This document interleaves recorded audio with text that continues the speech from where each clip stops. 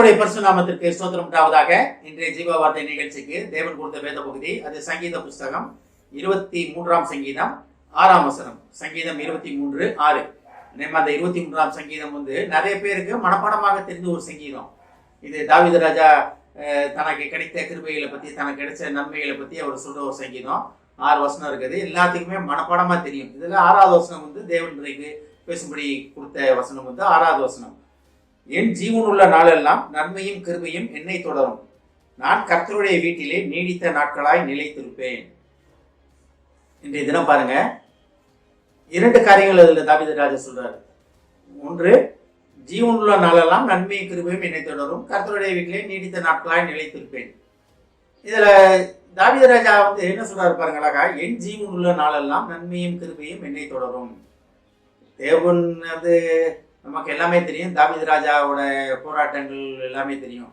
ஆனா அவரு பட்ட கஷ்டங்களை பத்தி அவர் எந்த இடத்துலயுமே சங்கீதத்துல பட்ட கஷ்டங்களை பத்தி எந்த இடத்துலயுமே அவர் சொல்லலை. தேவன் கொடுத்த நன்மைகளை மட்டும்தான் அவர் பேசுறாரு.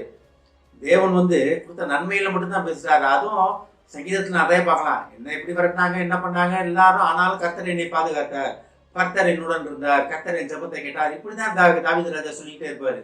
இவரு பாருங்க, கர்த்தர் என்னை கைவிட்டாரு, நான் ஓடினேன். எல்லாராலையும் வரட்டப்பட்டாரு.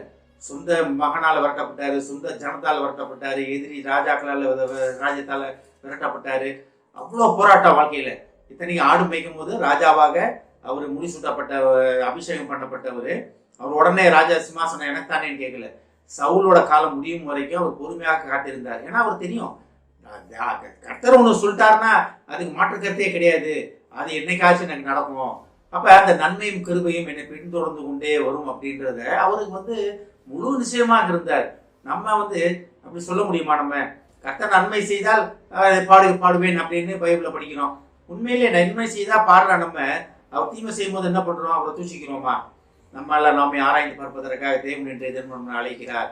கர்த்தர் என்னை கைவிட்டுட்டார், கர்த்தர் என்னை போராட்டத்தை விட்டாரு.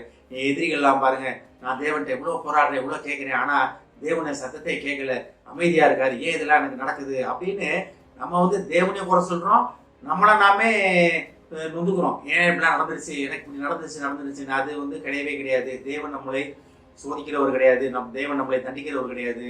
நம்ம தேவ ரத்தம் சிந்தப்பட்ட மக்கள். நம்ம அதுக்கு முன்னாலேயே வாழ்ந்த தாவீது தேவனுடைய கிருபையை நல்லா தெரிஞ்சு வச்சிருக்காரு. அதான் என் ஜீவனுள்ள நாளெல்லாம் நன்மையும் கிருபையும். நன்மையான காரியங்களை விட்டுங்க, கிருபையும். அப்ப நம்ம என்ன செய்தாலும் நம்மளை விட்டு விலகாத தேவன்.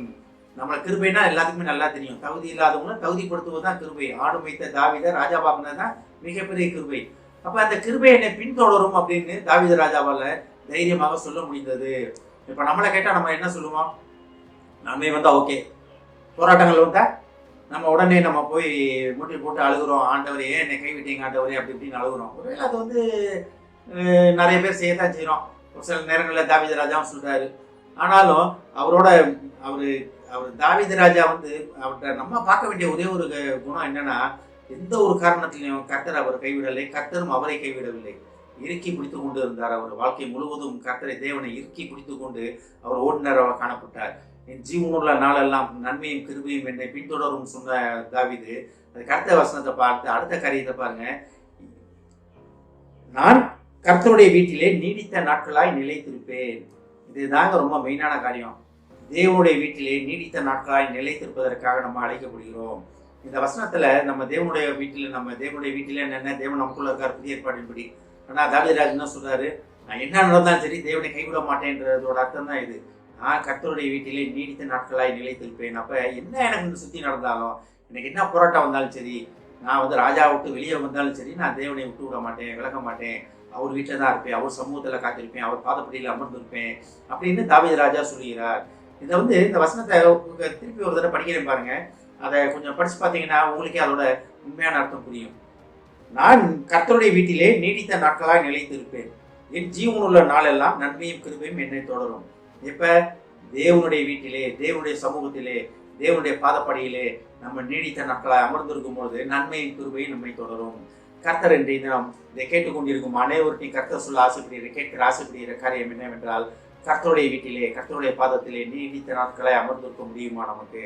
நம்ம அதுக்கு ரெடியா இருப்போமா? நம்மளை நம்ம ஆராய்ந்து பார்ப்பதற்காக தேவன் நம்மளை அழைக்கிறார். ஆமென். ஜெபிப்போம். எங்களை அதிகமான அன்பின் பரலோக பிதாவே, நாங்கள் உம்மது பாதத்திலே நீடித்த நாட்களாய் உமது பாதத்திலே நாங்கள் அமர்ந்திருந்து நீடித்த நாட்களை அமர்ந்திருக்கும் பொழுது நன்மையும் கிருபையும் எங்களை தொடரும் என்பதை அறிந்து கொண்டோம் ஆண்டவரே. இதை கேட்டுக்கொண்டிருக்கும் ஒவ்வொரு குடும்பத்தையும் ஆசீர்வதிக்கிறோம் அப்பா. குடும்பத்திலே நோய்வாய்ப்பட்டவர்களை உமது கற்றை தெரிகிறோம் அப்பா.